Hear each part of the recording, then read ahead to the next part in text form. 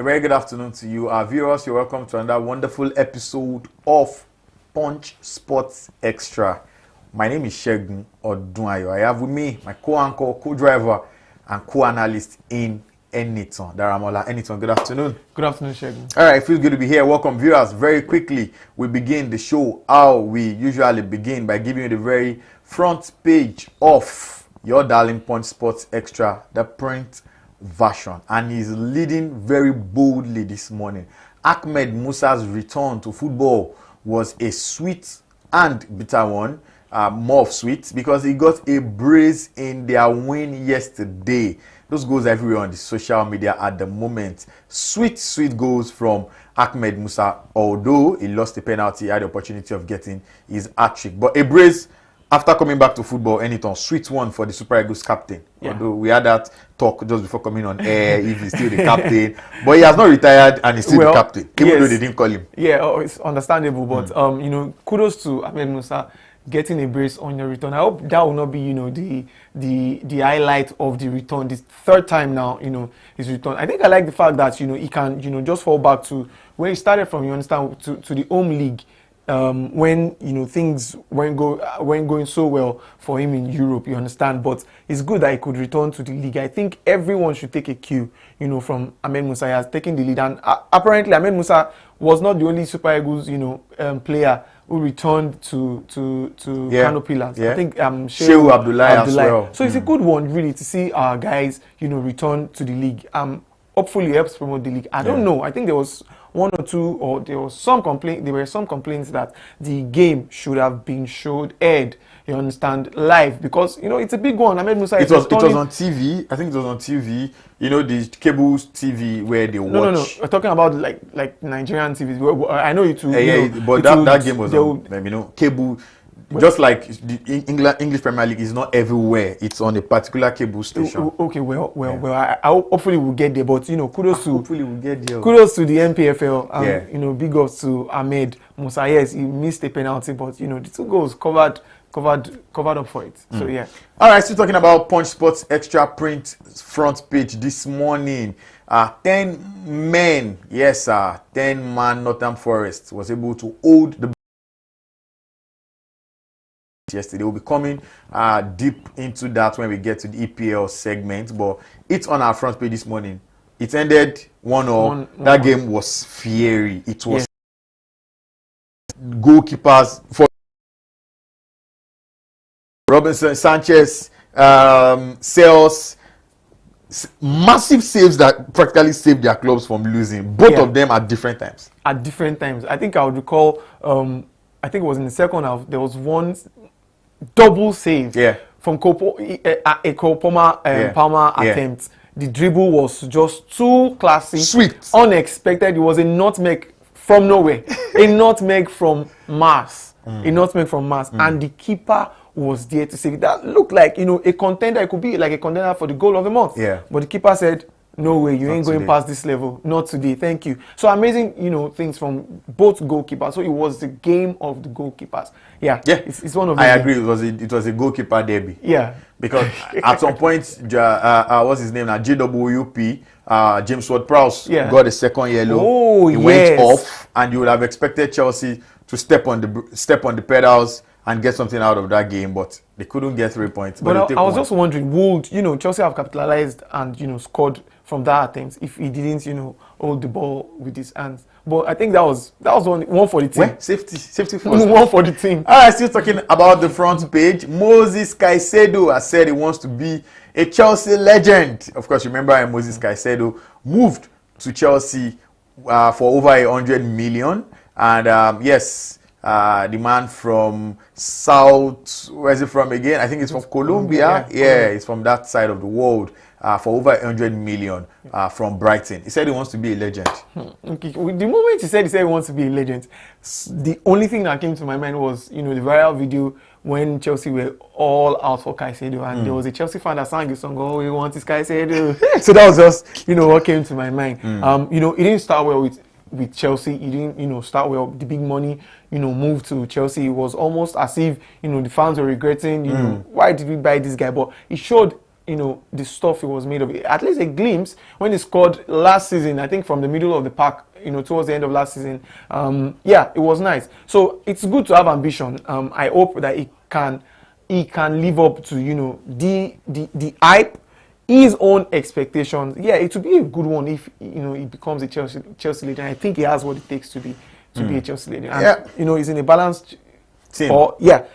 A balanced Chelsea team now. They are, getting better. So yeah, it's a good time to, to have, sights on being a legend. The Ecuadorian one-day captain. Yeah. The Ecuadorian has said, the man from South America, I think Ecuador, Ecuador, has said he wants to one day be a legend. But one thing I know is, they know they talk him, now leg, then they use work him. So it's up to him. All right, still staying with Punch Sports Extra front page. Manchester United have had their worst beginning to a Premier League season. Do you know where they are on the table right now? They are not just in the second half of the table. They are very close to relegation spots. 14th. And then the manager, Eric Ten Hag, came up to say they didn't concede a goal.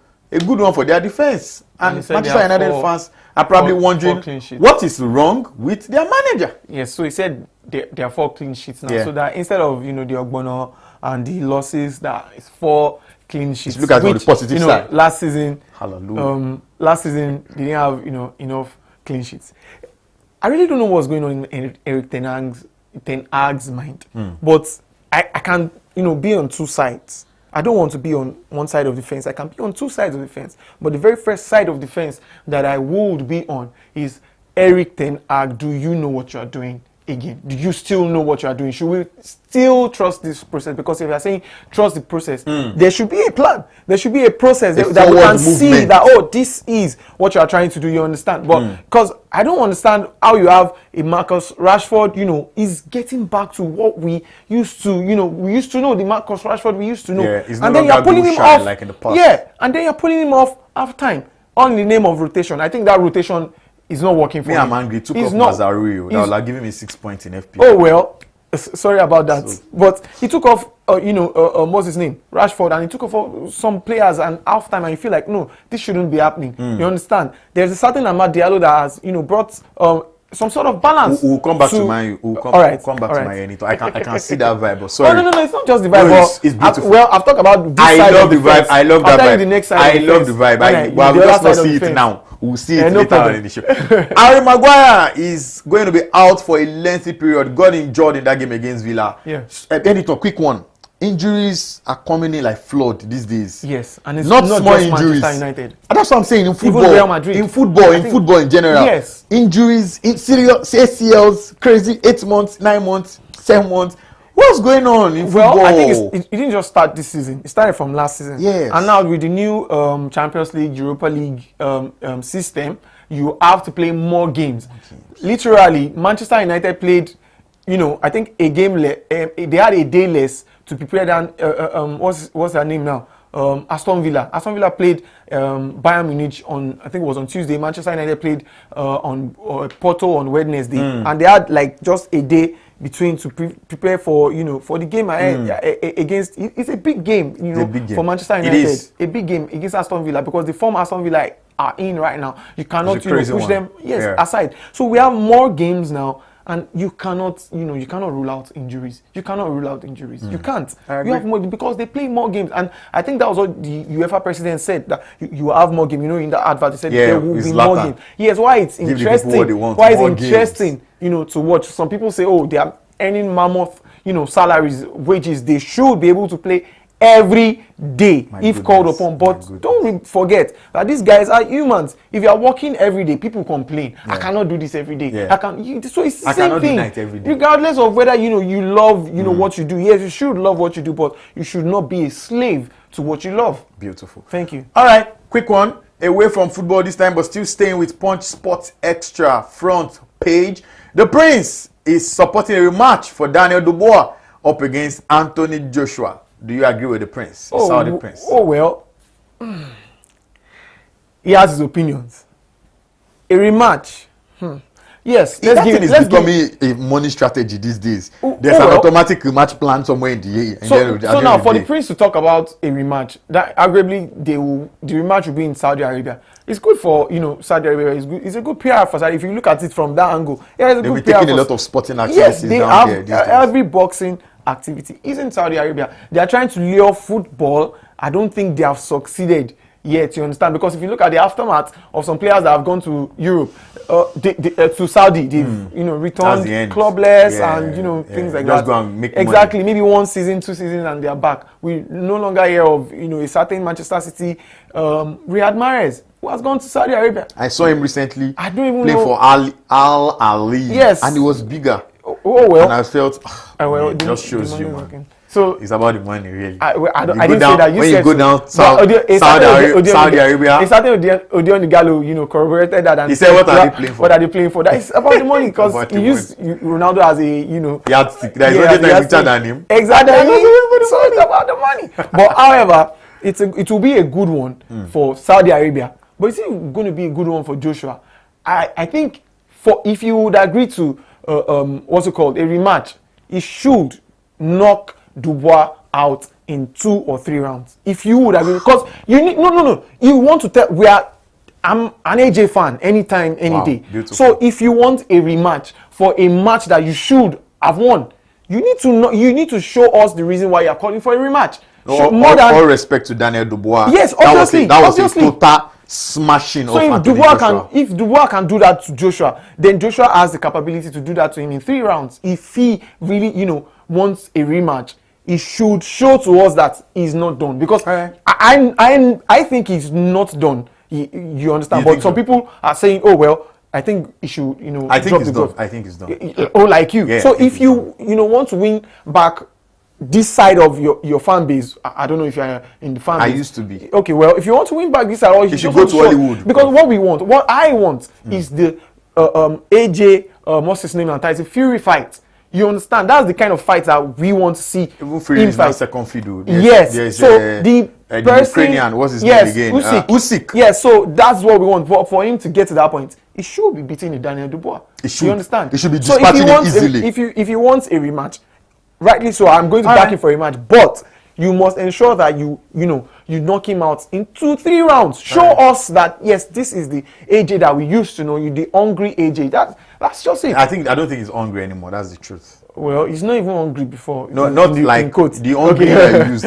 I'm using your hungry. Okay, well, not hungry as in I want to eat. I think the best answer will be in the ring. He needs to answer us then. Yeah. All right, quick one.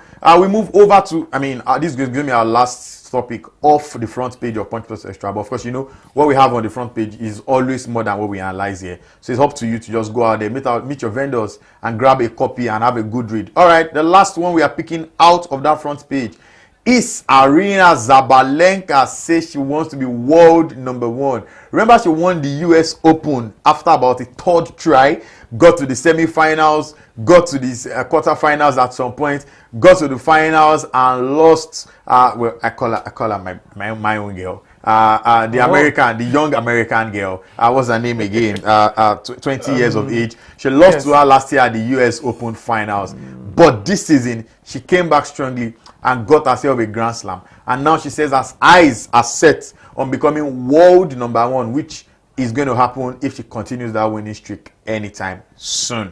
Zabalenka looked for it, got it, and now is chasing number 1. Do you think it's possible? So I think I like the fact that she won the Grand Slam and she said, the next target is to become world number 1. So she's not relying or she's not resting on the Grand Slam. Is it possible? It's a numbers game actually. Yeah. There are points. I don't know what points. The point gap between difference between her and the current world number 1. Where's she on the she's number ranking? 2. She's number 2. So I don't know the points difference. So and how many games she needs to win. You understand? She actually needs to win lots of championships.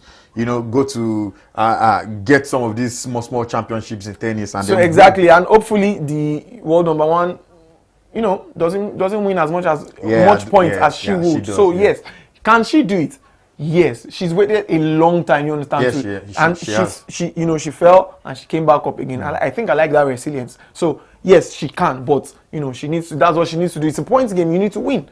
So to get to world number 1, she needs to win. So I think she can. All right, away from the front page now. Like I said earlier, if you want, the menu is really rich. Just go out there to your vendor, grab a piece, cheap, very cheap, and then have a great read. Away from there now, very quickly, the Super Eagles of Nigeria. Of course, you know this weekend, no European football this weekend. Everybody will go back to supporting their countries. The Super Eagles of Nigeria will be having a double-header African qualifier against Libya. The list is out already. I'm happy Chidera Ejuke is back on that list after serving a scintillating beginning of the season football right there at Sevilla. And 2 guys are injured.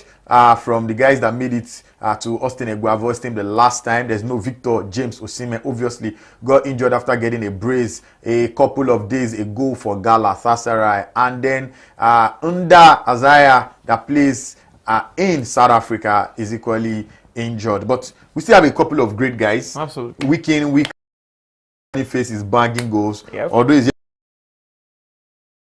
we've seen Wilfred in the play for Leicester City up front this season. 6, as Europeans call it. They call it 6, but we call it 4 down here. But they call it 6. He's playing up front as a 4. Couple of assists already this season. We have our guys, top boys everywhere, top guys. I mean, Libya should be dispatched easily. What do you think? Oh yes, they should be dispatched easily on both legs, actually. So it should be like, you know, a stroll in the park for the Super Eagles. So this is a message. I guess this is a message to, you know, what's his name now, Austin Eguavoen. If you want, you know, the permanent job for the Super He has Eagles, it for the time being. Yes, if he wants it on a permanent basis, you know, he said that he's never had it for like maybe 2 years and stuff. But at least he has the opportunity for now. And the likes, he said, you know, they had this long time, you know, to stamp, you know, the authority in the team. So if he wants, you know, this much time, you need to, you know, show us, you know, what you can do with the little time that you have. So this game is not a game of 4 points. This on both legs now. It's not a game of 4 points. It's not a game of, you know, 3 points, and it's never a game of 0 points for Super Eagles. So let's just grab the 6 points, you know, and focus on whatever is next. However, I think this is a good time for Victor Boniface, you know, to rise up to the occasion. You understand? To rise up to the challenge. Obviously, no doubt he has what it takes. He's a very, you know, I think I was discussing with iFlyer the other day. Boniface is a brilliant, fantastic footballer. He's a brilliant scorer, and he does assists. You know, I think the game. I think it's like his XG. He's not an outright 9. Oh no! He's not like his XG. I'm not disrespecting, you know, to Zegzi. They are both our guys. You understand? But no disrespecting him. But he's not like his XG. But he's not a 9 as well. He's not a 9. He's not an outright 9.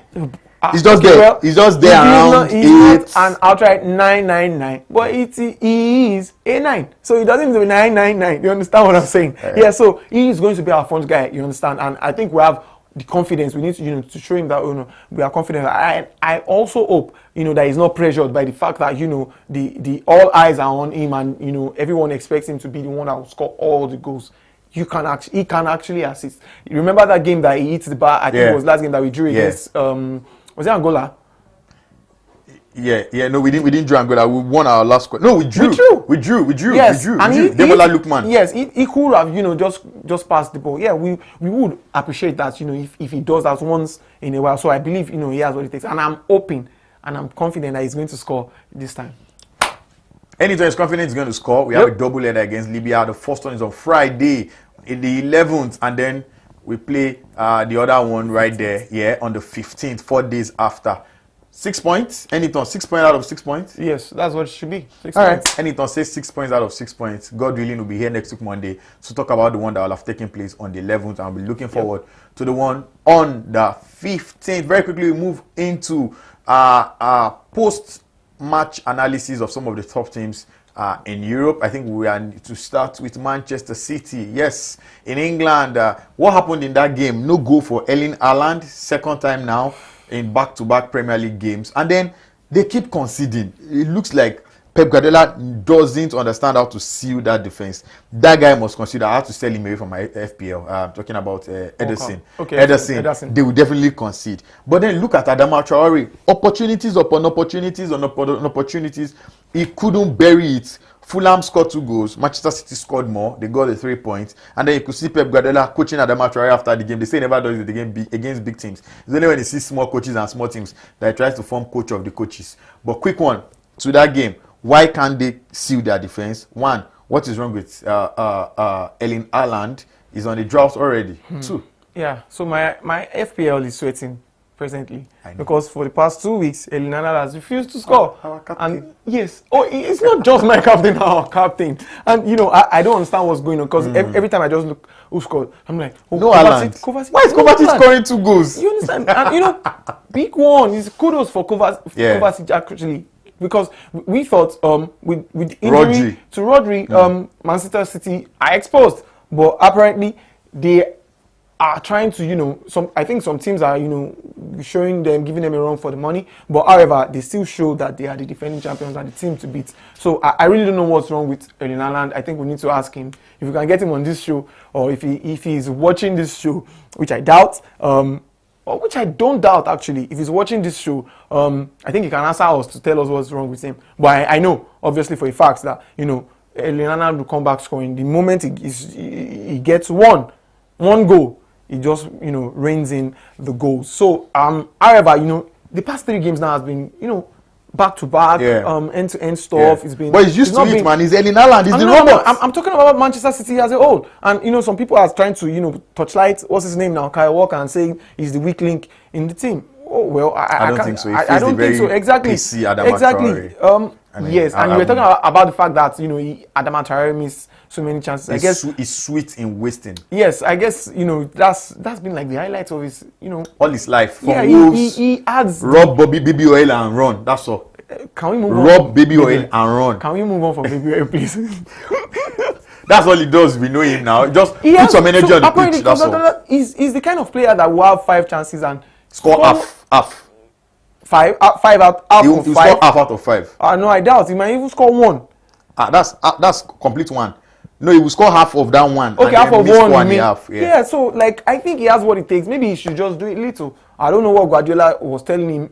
I've not read, you know, the papers yet. But he was I don't know, because he's the kind of guy that can, you know, actually hurt teams like Man City. Yeah, you understand? space. Yeah. All right, very quick one. Let's move over to Liverpool, and a slot is slotting it past his opponents, getting wins where necessary. Out of a possible 21 points that he could have gotten from 7 games, he has 18. And is the number 1 right now in the English Premier League. Won his game again. Quick one, Anytime. What is that guy doing correctly? Changes his players when necessary. Sometimes Robertson is on the bench. Sometimes Arnold is playing here and there. Szoboszlai is not playing. But somehow it continues to click. So I think if you know what you are doing and you have, you know, a platform where there's a structure, you understand? If you know what you are doing and, you know, you have a place where there's a structure, you can manipulate your way. You can, you know, you can change things, tweak things, and it will work fine. You don't need to sweat. And he has the players that are brilliant. You look at, he has someone like Salah, Cody Gakpo, what's his name now? Diogo Jota. Wow. Diogo Jota is an amazing player. Diaz, and then he has what's his name now? Darwin Núñez. You understand? Did you see what I just did? No. Yeah, I'm sure you did see it.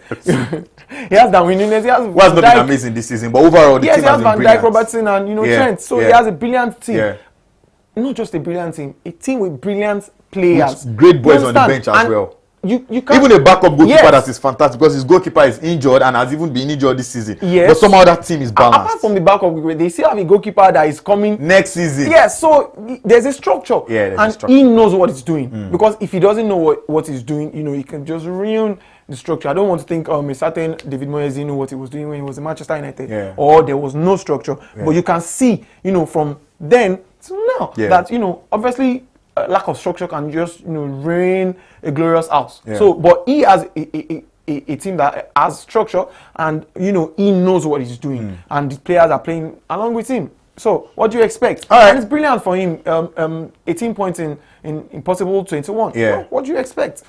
Topping Manchester City. Yes. After 7 games. He's a big boy. Yes. He's a big boy. They don't do it easily in England. Presently. All right, quick one. Let's talk about Arsenal, the greatest challengers of Manchester City in the last 2 seasons. It was looking really dicey for them, but eventually they won 3-1. Guess who got a very fantastic outing? Bukayo Saka, the Englishman. Yes, you heard that correctly. Bukayo Saka, the Englishman. Englishman. One more time. Bukayo Saka, the Englishman.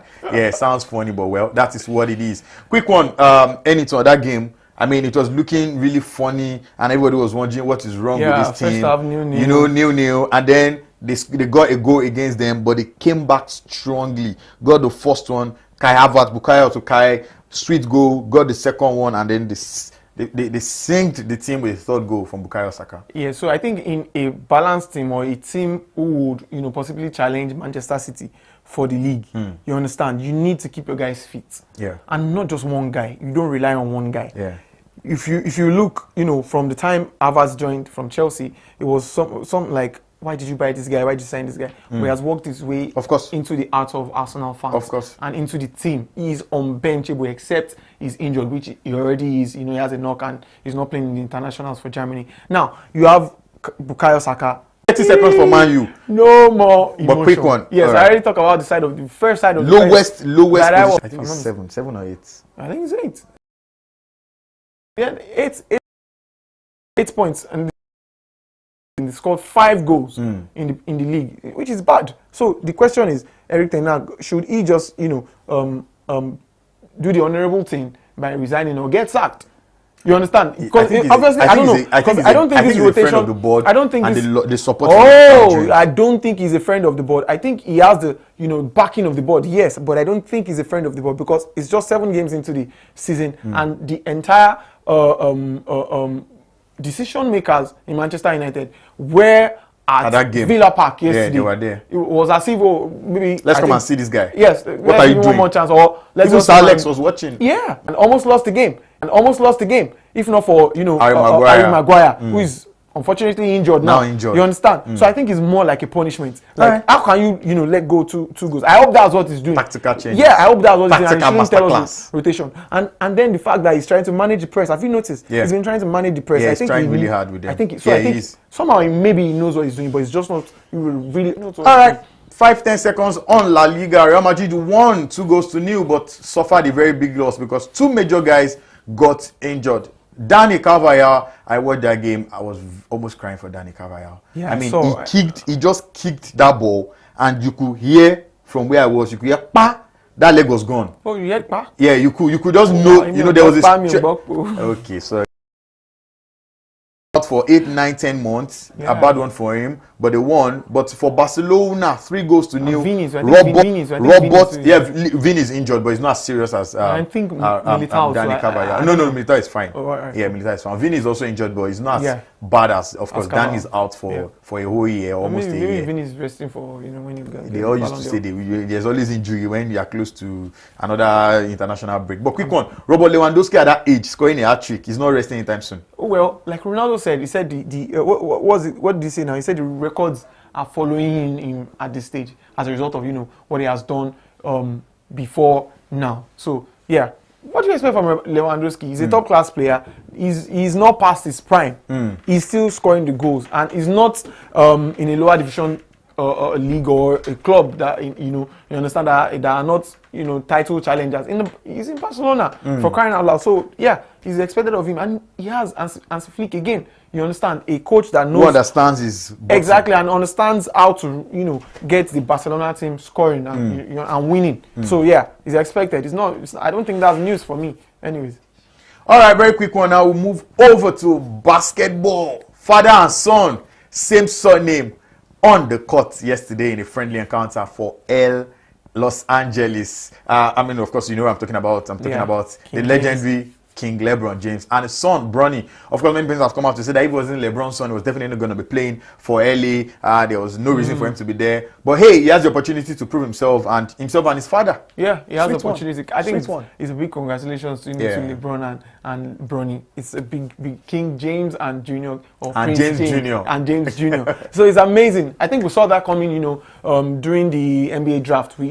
And when, you know, when we knew that he was going to Lakers, you understand, Los Angeles Lakers, we knew he was going there, and obviously LeBron would have left, who knows, but the fact that his son is going there, well, you know, and There's a certain Ronaldo and his son. Who's waiting for his son? Exactly. Who's waiting for his son. So the fact that, LeBron was able to achieve this is big ups, it's kudos to him and it's a big congratulations. All right. Now, I hope it works out well, the career for Bronny's career works out better, not well, better than his father's. That's what you expect. LA Lakers is always used to getting star players play for them. But this is unusual when a legend is playing on the same court with his son. So much pressure is going to be on Bronny, but hopefully he's going to have his father watching and helping him get his career to the next level. Not every person, not everybody out there, not every single person out there has the opportunity of having his father or her father, it's rare. Especially in the same field, and then playing together on the same pitch of play. It's different when, from generation to generation, but not together. Brothers, we've seen brothers. Of course, brothers, the Timber brothers and all that, but not father and son on the same pitch. Exactly. This time around on the same court. Sweet one. All right, very quickly, we move over now to the Italian Serie A. Some people say that is the king of club football. I don't know if it's the king of club football, but many people say when you want to watch quality football, go to Italy. Yesterday, the Manchester United rejects was the king on the pitch of play. Fiorentina against AC Milan. 3 penalties missed on the day. 2 saved by the Spaniard, who has come out on social media. Of course, you post now. When you win, you post. You don't post when you lose now. You just go and sleep. Except you're a Man U fan where you come and write theory. But if you win, you post. 2 wonderful penalty saves yesterday. Your goalkeeper, former goalkeeper, David De Gea. Well, big ones to David De Gea. I never for once doubt that he's past his prime. Oh, he's past his prime? No, I do not think so. I've never for one doubted that he's past his prime. Yeah, he had a period whereby, he had some bad games in Manchester United, some obviously, some obvious errors that he could have and should have, saved, not from a goalkeeper of his caliber, you understand? You don't expect him to make such errors. But it all boiled down to the fact that the team, was crumbling. So it shouldn't be his own problem alone, but he was the last man, you understand, expected to save the team and whatever. 5 seconds. 5 seconds. But I like the fact that he took his time before getting a new team. He took his time where he did not see job. No, he took his time actually. Job no come. Time. No, I don't think it's... Okay, he took his time. And he didn't want to go to Saudi Arabia. Yeah. So that's part of it. Quick one, 5 seconds anytime. Good one for David De Gea left hand. And Jonana right hand. You are Manchester United manager today, 7th of October 2024. Who will you pick? I'll stay with Onana. Because you said today. You said today, you said today, not when we let him go. If he was then, I would stick with David De Gea. Okay. Then, but you said today, I'll stick with Onana. Look at it. He has how many clean sheets now in the league? He has and he saves amazing. He's worked on his one-on-one. I think he's worked on it and it's obvious now. So, however, you can't rule out the fact that the team is bad. You can't rule out that fact. But individually, he has been top-notch for Manchester United this season. You can't rule out the fact that they've had a poor run, but individually, he has been top-notch. He was the best player for Manchester United in September. Yeah, so a goalkeeper. He's not the first. David De Gea, I'm just saying that player of the season for Manchester United. I'm just saying that he has had a brilliant season. Yes, and then there's another Manchester United player, doing so well for Napoli in person of Scott McTominay. Yeah. So I still wonder what's going on in Manchester United. I don't know. All right, quick one. Let's round off with tennis. Like we said earlier, Arina Zabalenka said she wants to get to the number 1 position. She has a little over 7,000 points. Currently, she's third. Currently second. Like I said earlier, Stargirl, I love to watch her games a lot. You just love the way she plays. Coco Gauff is second with about 8,000 points. And the mama of that group, sitting boldly on number 1, is Iggy Swiatek with over 11,000 points. So you see, for her to get to over 11,000 points, she's on 7, about 5,000 points. Is a tall order, but anything is possible to aim that believers. Thank you very much for being a part of this package. A big thank you to Enison Daramola, who has, been twinning with me on the show. Thank you very much for our production guys as well, who have pressed the right buttons and moved the right cameras. A very big thank you to you guys that have been watching. Like I always say, without you guys over there, there'll be no need for us to be here. My name is Shegun Dwan. I have a fantastic week. Stay out of trouble. God bless you.